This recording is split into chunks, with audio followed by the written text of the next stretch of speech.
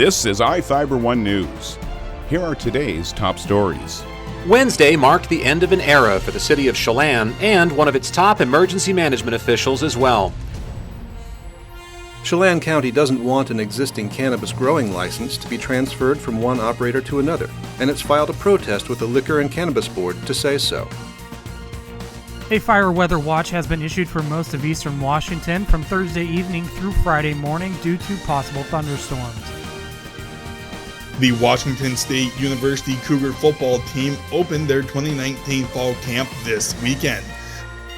From the iFIBER 1 newsroom, this is iFIBER 1 News, and it starts now.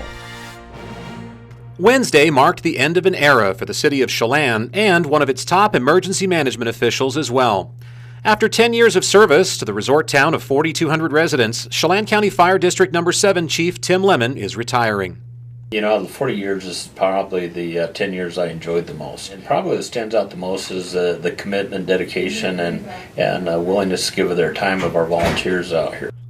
Lemon began his firefighting career in 1980 with the Key Peninsula Fire Department in Pierce County and came to Chelan as fire chief in 2009 after a lengthy tenure with the Maple Valley Fire Department in King County.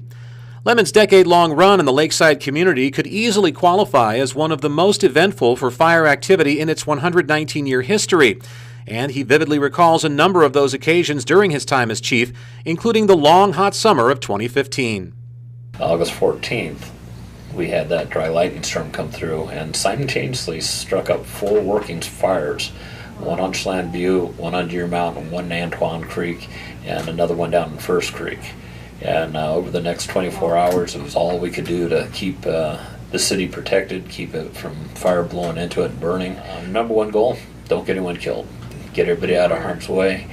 We weren't really convinced that we were going to keep everybody alive that day. It got pretty hairy. But by morning, our head count said everybody was accounted for.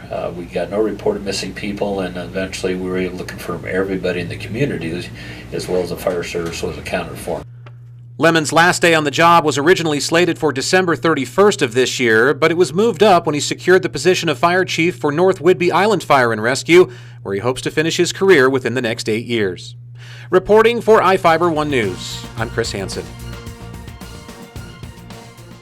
This segment is brought to you by...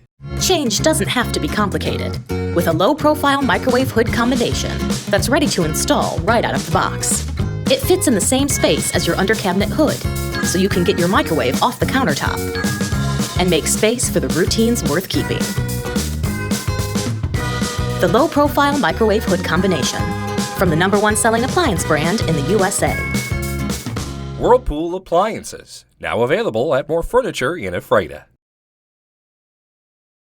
Chelan County doesn't want an existing cannabis growing license to be transferred from one operator to another, and it's filed a protest with the Liquor and Cannabis Board to say so.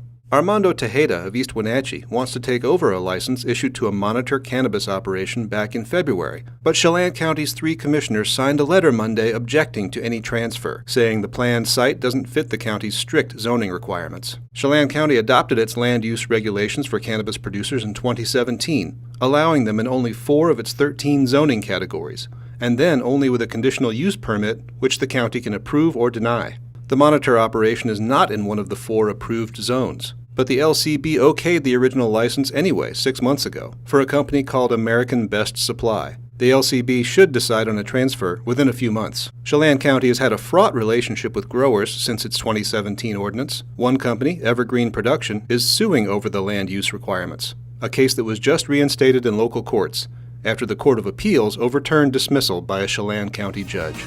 Jefferson Robbins, iFIBER 1 News. This segment is brought to you by... Your taste buds bored? Well, then bring them to Jay's Teriyaki. Not only does Jay's have a variety of teriyaki dishes, they also offer mouth-watering salads and sides. Call Jay's 509-764-5155. Jay's Teriyaki, located at 123 East Broadway in Moses Lake, because it's all in the sauce. A fire weather watch has been issued for most of eastern Washington from Thursday evening through Friday morning due to possible thunderstorms. According to the National Weather Service in Spokane, a low-pressure system will move through eastern Washington Thursday night, producing thunderstorms east of the Cascades and moving east into Friday morning. While some rain is expected with the storms, numerous new fire starts are possible by Friday morning. The National Weather Service says this round of storms will be different than the July 23rd storms that produced widespread damaging wind. The threat of high winds is low for both Thursday night and Friday morning. The lightning event will be followed by breezy winds up to 30 miles per hour on Friday. According to the National Weather Service, a fire weather watch means that critical fire weather conditions are forecast to occur. This is Joe Utter for iFIBER 1 News. The Washington State University Cougar football team opened their 2019 fall camp this weekend.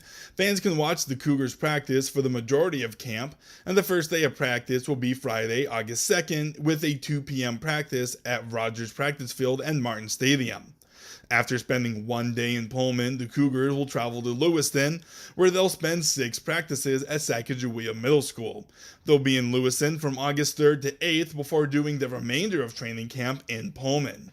The first scrimmage will be on August 9th, the day the Cougars return to Pullman from Lewiston at 7:30 p.m.